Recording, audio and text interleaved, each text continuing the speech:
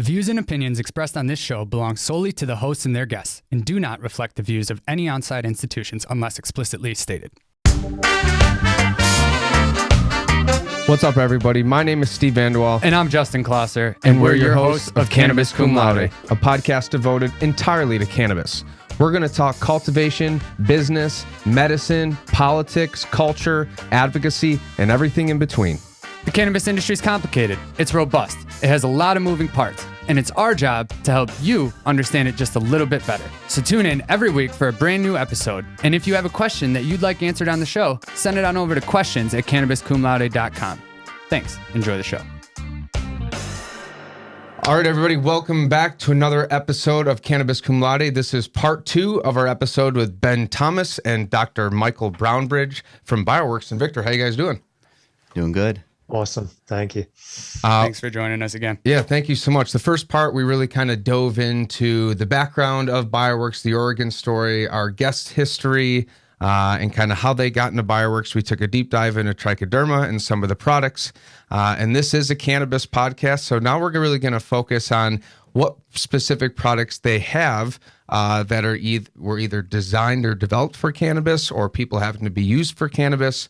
So yeah, I figured, Dr. Brownbridge, I'd like to start off asking you, are there specific products in your portfolio that are approved or specifically designed for cannabis? And if so, how do they work? All right. I'll have to give you a preface, the comments I'm going to make. I'm living in Canada. Now, cannabis is legal across Canada. So there's one set of rules from coast to coast to coast, irrespective of where you're growing. So the products approved for use in cannabis in Canada are approved for use in cannabis across Canada. Because cannabis cultivation is not yet federally approved in the US, products are approved on a state-by-state basis. So it's really hard to give you a one-size-fits-all answer. Sure. But I can give you a somewhat generic answer, and I apologize for that. If you want to know specifically which products are approved for New York State, you have to go to the New York State cannabis approvals list. And bad for me, I forgot to do my homework on that piece because I could have given you a very targeted answer. I apologize. But basically all of our products that are listed for other horticultural crops can be used on cannabis. There's nothing poor choice of words. There's nothing magic about cannabis as a crop.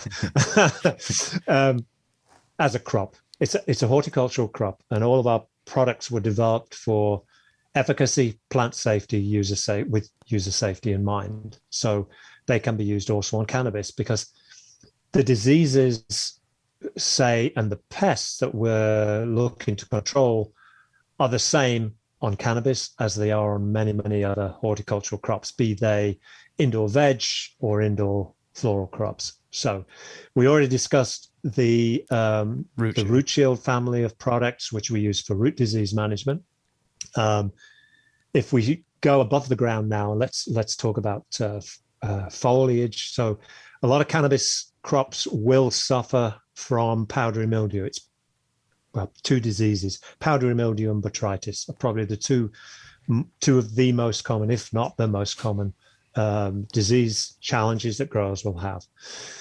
So yes, we have 3 products which are approved in some states for use against those diseases. For powdery mildew, we have a product based on potassium bicarbonate called Millstop.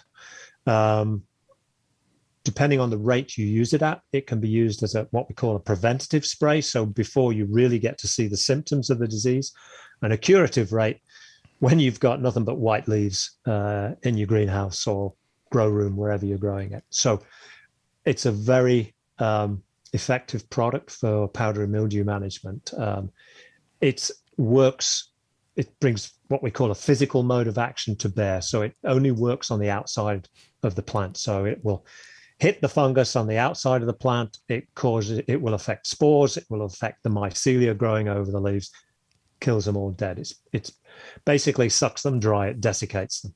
We have a second product called Cease, which is based on, excuse me, on a soil bacterium, another beneficial bacterium called Bacillus subtilis, QST713. Another really super interesting organism. The formulation itself contains the bacillus and various natural bioactive compounds, which are produced by that bacillus during the fermentation process, because they mass produce this bacterium in massive fermenters. So it produces these bioactive metabolites. Again, they're just bacterial waste products, but turns out they're pretty darn effective against a lot of foliar disease organisms. And again, these are lipopeptides, which cause disruptions of cell membranes, basically causes those cells to rupture. And that's how Cease will control various other diseases, including to a degree powdery mildew, but also it has a pretty good efficacy against botrytis and some bacterial foliar diseases too. Now, if you combine Cease and Bacillus, which we have as a recommendation in a tank mix application, you get almost double the benefits, a bit more power from using the two together. So the third product we have is called Botrystop, which is based on a living organism and this is for botrytis control largely. This one, it's a little different from our other organisms, which you could say, these are control products because they actually do control something.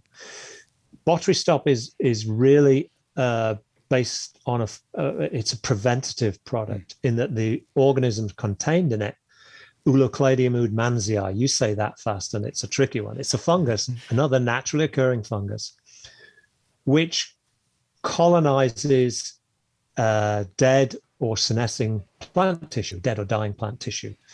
And if you know botrytis is a disease, it likes to come in and get a foothold on the plant in those exact same places. So go back to that hotel analogy I used earlier for the root shield. Same goes now on the foliage. The Botrystop basically occupies all that real estate on the plant that the botrytis organism wants to come in and colonize.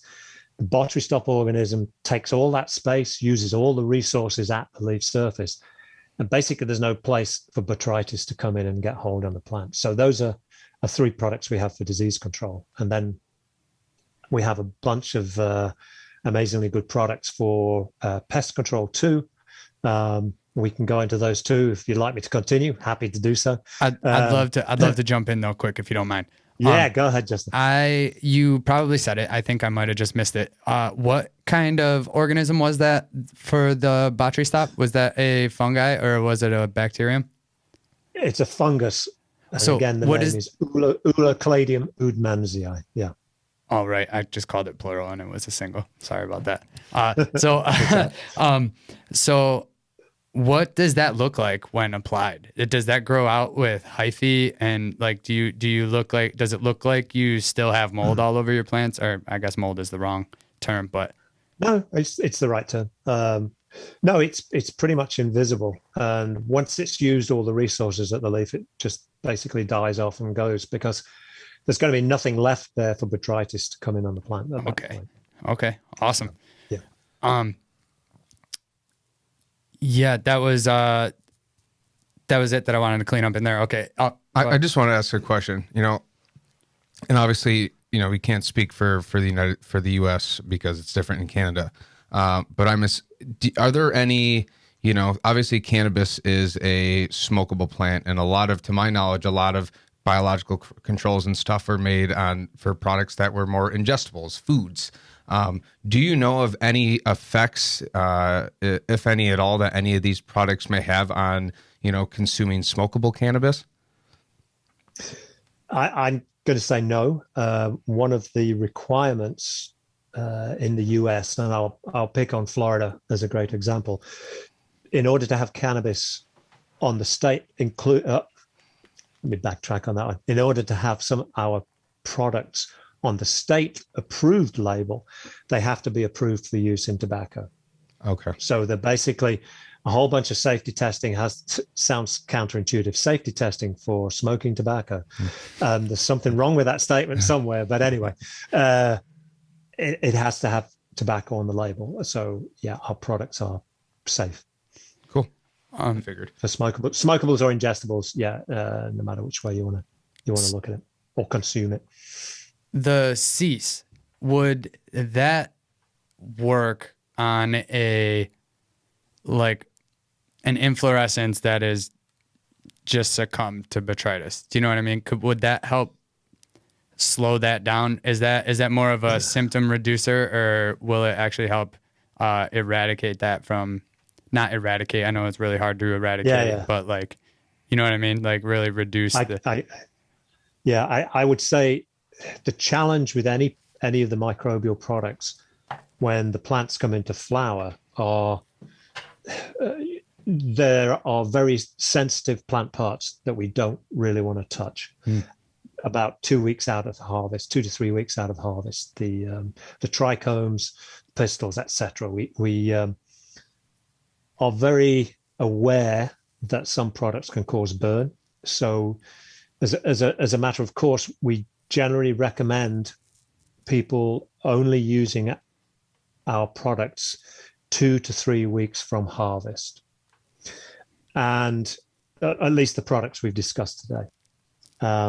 That's for two counts. One, we don't want to risk damaging the sensitive parts of the plant. Although having said that, we know growers have used these products all the way through to the point of harvest without any problems. So it's possible. I sense there is sort of different varietal sensitivities and the link between concentration and sensitivity. But we also recommend not using some of the microbial products because all cannabis products have to go through a microbial loadings test. So it's important not to put more microbes on a plant if it's just about to walk out the door and get tested for microbes. And currently, most testing just gives you a total sort of fungal and bacterial count. They don't differentiate between good fungi, bad fungi, good bacteria, bad bacteria. So that's kind of where we're at. So for that, we rely probably more on recommending use of other products like a dilute hydrogen peroxide. We have one called Purpose Plus, which is basically, again, a very broad spectrum fungal and bacterial, fungicide, bactericide, but it leaves nothing behind. So there's no trace. I mean, it's hydrogen peroxide. It just becomes water and oxygen. That's it. So it can help reduce microbial loadings. And that's one of the reasons I think people like to use it. But it also gives you additional protection. It's not fail safe, but it will give additional protection against things like botrytis at those critical last sort of 2 to 3 weeks when the buds are really growing and about to be harvested. So, and hopefully that answered your question. Yeah, definitely did. I just want to emphasize for anybody who may have missed it, he definitely said a dilute hydrogen peroxide. Do not go spraying your plant with hydrogen peroxide out of the bottle. It's not going to end well. And there are differences among hydrogen peroxides as well. So do your research. The product we have is very, very safe, well formulated, and we provide rates for use in different crops and for different purposes. So that information is there. Can you use Bioworks products in non-soil medias or hydroponics? Yes. Really? Yeah.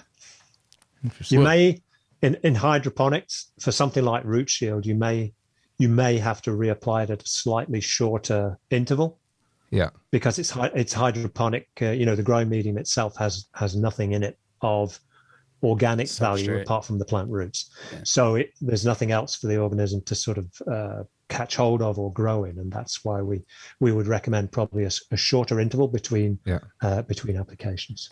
Yeah, because my first thought, all my pumps and stuff are auto irrigated, and I wouldn't put it in my reservoir, but it maybe one feeding a day or every other day I go and I hand water it in, and obviously if it's a drain to waste, which would prevent any buildup or bacteria, is that something that's feasible?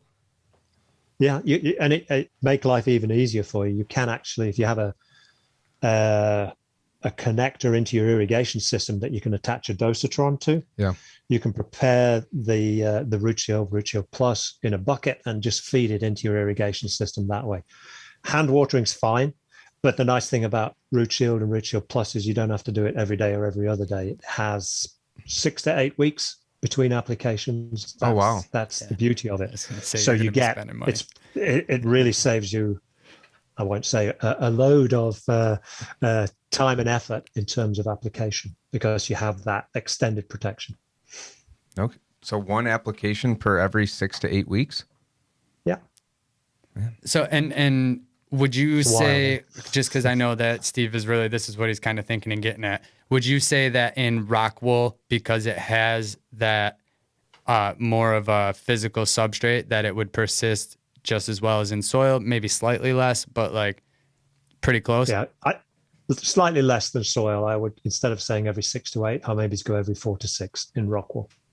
Interesting. Just because it's a substrate. Now, if you get into cocoa fiber, different story again. So there's different approaches for different substrates. Okay, so cocoa fiber, what are we looking at, 6 to 8 weeks? That's a good question. Okay, I'll test it. I think I would still stay with the 4 to 6 until we get to learn a little bit more about cocoa. I mean, one of the things I think Bioworks prides itself on is that we actually use science data on which to develop our recommendations. It's not something I went into a dark bar with Ben and we had a couple of beers and decided on all of the recommendations one evening. So no, we do research, third-party research on all of our products to make sure we like I said at the beginning, we understand how they work, how to use them, and then provide the best recommendations we can to ensure sort of success at the grower end. Absolutely. I would love to get into a little bit of the insecticidal realm, if you wouldn't mind going into some of those products for me as well. Sure. You're still okay with me taking this one, Ben? Yeah. Yeah. You're the expert on this one. All right. You can still provide the pretty face there. That's okay. I'll provide just the smile. The ritual, I would say the pest control products we probably mainly sell into cannabis would be another microbial called Botanigard. It's based on a insect killing fungus, again, all natural, called Bavaria bassiana. So this Botanigard is available it's a 22 WP. It's a wettable powder formulation I would recommend for cannabis. We also have an organic formulation as well. If you're growing organic cannabis, we have a product line called Mycotrol, again available in the wettable powder or emulsifiable suspension. And those are based on insect killing fungi. So basically the fungi will contact an insect pest, germinate on the body, grow in the body, kill the insect. So awesome. Again, really awesome. It's really awesome. Yeah, it's very cool to get watch. into. So that is a direct contact only, correct? That's not like if you get it on the plant surface, the insect will pick it up. It's got to be like... Well, direct contact preferentially, but if you've got an insect which is pretty mobile on the plant surface, thrips is a great example here. They will pick up the fungus spores from the leaf surface. Oh, awesome. So, but the key to success with any of these products is good spray coverage. Top surface of the leaf, bottom surface of the leaf, because a lot of pests occupy that underside of the leaf, not the top side. So I recommend doing the bottom first too, or else they're going to be hard to get to once you get wet. Very, very wise. Yeah. So how you spray has a really direct effect on efficacy. The other product we sell a lot into cannabis is called Soft Oil X, and this is it's a highly refined horticultural oil, but it's specially formulated into an emulsion. And that means it's got very, very tiny oil droplets in water. The emulsion is an oil and water emulsion. And because it's formulated in that way, the oil particles, the oil droplets, stay in an emulsion in your spray tank. Whereas other oil products, you typically have to add in some sort of adjuvant and basically physically shake the product, stir it really, really vigorously to get that oil to dissociate into those little droplets within the water. So the formulation again is really key here, and is one of the factors in the success of the soft oil. And basically, soft oil works after you spray it, it contacts the insect, and insects breathe by little holes in the body wall called spiracles, and it kind of clogs those, suffocates the insect. Gruesome way to die, but it works like a charm, and it's a fantastic product. Doesn't just work against insects, of course, so it will work against aphids, whiteflies, thrips, but it also does a great job against mites, and mites can be very, very problematic in cannabis cultures. Two-spot spider mite, broad mite, russet mite. So there's subtly different ways of using the product depending on the pest that you have, but that's a story for another episode, I guess.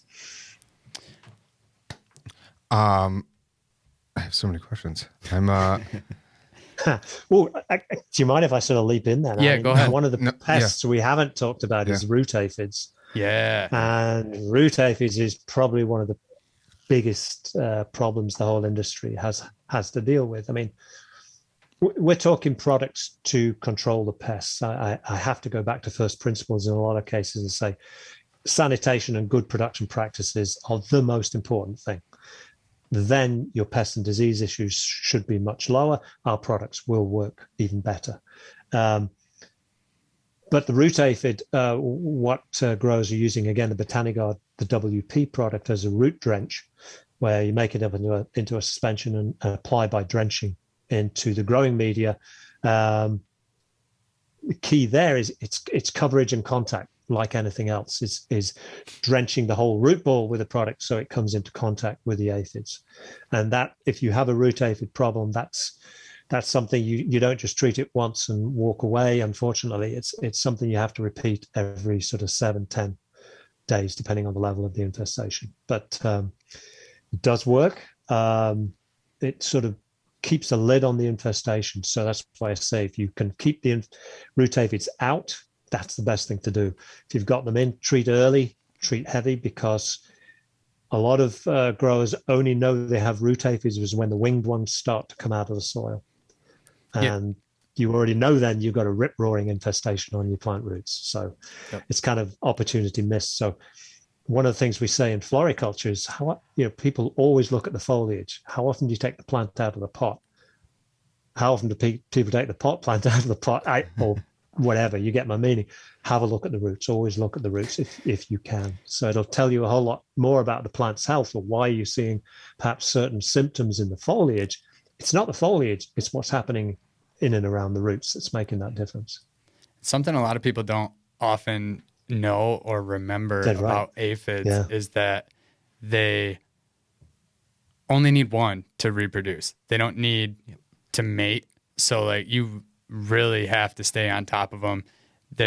You might not be able to, I might be speaking out of turn, but sometimes in control methods, you're not necessarily always getting the eggs or anything. So another one could pop up. And if you just have one come up, they come preloaded with their babies ready to go inside of them, just waiting for the time to go off. So you really have to make sure you stay on that frequent application or else they can explode.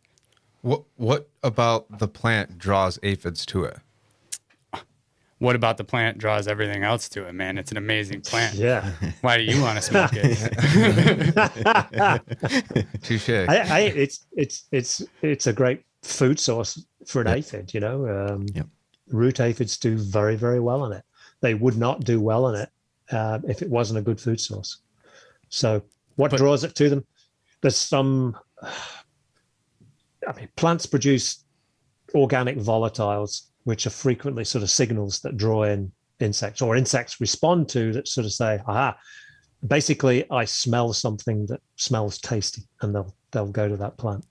Well, and I'm just guessing here. I by no means am an entomologist, but I would think that there probably has something to do with the fact that cannabis is a heavy feeding plant. And so it has a lot of nutrients within its cells already, just because it is just uptaking so much that it's probably like, ooh, nice succulent cannabis plant, Well, that's definitely one of the reasons. But actually, how you feed the plant also, there's that. Feed it too much, the aphids reproduce faster. They love nitrogen. Mites, two-spot spider mites too. They love nitrogen. They'll do a whole lot better. So that's why I said having your production practices in place to sort of don't overfeed the plant will help in many, many other areas as well. So you said something. awesome. You said organic plants have organic volatiles, right? Which are terpenes. I'm wondering, because there's so many different cultivars. Obviously, there are some terpenes that attract, but there's also some terpenes that pests and stuff don't like. Do you think that there are specific cultivars that tend to attract more pests and pathogens due to their terpene content? Is that how that works? Whether it's due to the terpene content, Sure. I can't be sure, but certainly there are differences across cultivars in terms of their susceptibility to pests and diseases. If you look at a lot of plant breeding, it's done with pest disease resistance in mind. So, yeah. Sorry, Justin, I interrupted. No, I was trying to jump in on the tail end. You're totally, no need to apologize. I personally have noticed that anything with that, I don't know if it's limonene, but the lemony aroma has a tendency to sometimes even create a wall, right? I have a buddy who has always had a pretty rough thrip problem, right? And he had somehow managed it out that his two plants they were getting beat up, right? And then he had another two plants that were the lemony sort of whatever flavor. And he had two more of the same ones that were there on the other side, but only two of them were infected. You know what I mean? I mean, I'm sure there was a couple roaming around, but it like wasn't an outbreak, and it's wild that it created like a wall almost, Anyway, that's my personal anecdotes. There's no true science behind that. So just putting it out there. Just to say one thing, Justin, anecdotes lead to really good scientific discoveries, quite honestly, the wackiest of ideas and observations. So, yeah, don't ever apologize for some observational record. It's really valid. Definitely. Thank you. I think we are getting a little close on time. Do you have any last questions that you want to ask, or does anybody have any last statements that they want to make before we start to wrap up? we don't really do this, and I kind of want to try and do this once and see how it works out. Is there anything that we should be asking you that we're missing the ball on? Like, is there some information that our listeners should know and we're just completely missing the point? Dr. Brownbridge, you mind talking about our Nemashields? I can, yes. Oh, thank you, Ben. Yeah, we also have a nematode product based on a beneficial nematode, which you apply as a drench to control fungus gnat larvae in the growing medium. But it also will help control western flower thrips, which of course have a soil stage in their life cycle. So by applying the nematodes to the soil, they will go after both the fungus gnat larvae and the nematodes in the soil. Thank you for that reminder, Ben. You're welcome. I would, we have so much information. I'm sure we could come back next week and do the same again. But if people just go to the Bioworks website, there's specific information available to cannabis cultivation, cannabis production. But, look at that.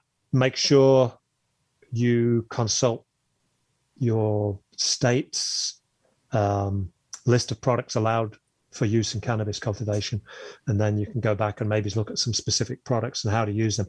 The website's pretty complete in that it includes a lot of use information as well in some detail. Also, to go off of that, we do compatibility testing on our products, so I believe that's on our website also, if I'm not mistaken. Yep. Awesome. Yeah. I mean, we definitely missed the ball there, because your website is beautiful. It's got anything you could ever want to know on it.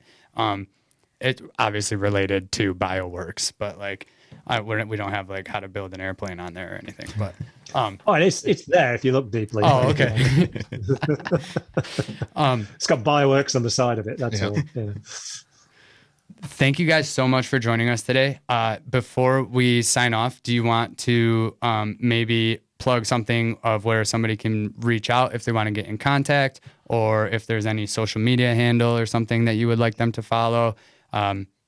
Now would be a wonderful opportunity to do so. We've got the website, of course. That's just www.bioworksinc.com. We have Instagram and Facebook pages too. Ben, do you know what the Instagram handle is? You probably do. Not off the top of my head, no. Anyway, we'll find it and put it in the show notes. Yeah, we're also on LinkedIn. We do have that social media presence as well. So if people want to reach out, get in touch, they can do it via any of those platforms. Really beautiful, awesome. I just want to, thank you guys so much. This is seriously so interesting. You know, I could listen to you talk for hours. I love, sometimes you think you know a lot about something, and then you talk to folks like you and you realize, wow, there's so much to learn. That's, my favorite thing about this industry. It's why we started this podcast, to add, some distinction into some science, into some truth to this plant. So thank you for, helping us further our message. I'd like to plug one thing that, we're going to be a part of. The Rock City Cannabis Carnival is coming up Sunday, September 5th from 2 p.m. to 7 p.m. It's going to be an absolutely incredible event. 75 vendors. We're going to be there. We're a gold sponsor. Come to the booth, check us out, say hi, meet us. We're cool. We're fun. We're funny. We're normal people. We just like talking about cannabis, and come enjoy the festival. It's going to be a great time. Yeah. And if you really got something burning you want to say, I'll probably have my computer with me rolling. If you want to get caught on a recap video or something, sure. You might get your opportunity for fame there. Mm-hmm. All right. Well, this has been another excellent episode of Cannabis Cum Laude. You guys, thank you so much for your time. I hope we can come on and do it again. Everybody, please check out the Bioworks website. Check out their products. All of our growers out there, a big network of our fans, our growers. Check out bioworks.com. Ben and Dr. Brownbridge, thank you so much. Appreciate your time. Thank you, guys. Pleasure. Thank you very much. And with that, people, don't forget to elevate your state of mind. Thanks to our friends here at Rockbox Recording and Production in Rochester, New York. They are a full professional podcast and video studio designed by a radio guy for podcasters. Audio, video, voiceovers, editing, whatever. Mouth off at Rockbox at rockbox.com. You can follow Cannabis Cum Laude on LinkedIn, Facebook, Instagram, Twitter, and Cannabuzz. Type Cannabis Cum Laude into your search bar and you should be able to find us, but the links will also be posted in the episode notes as well. If you want to help support the show, head on over to Patreon, and that will ensure that we're able to keep the best quality sound and video coming to you on a regular basis. And if you liked what you heard today, please don't forget to rate and review the show.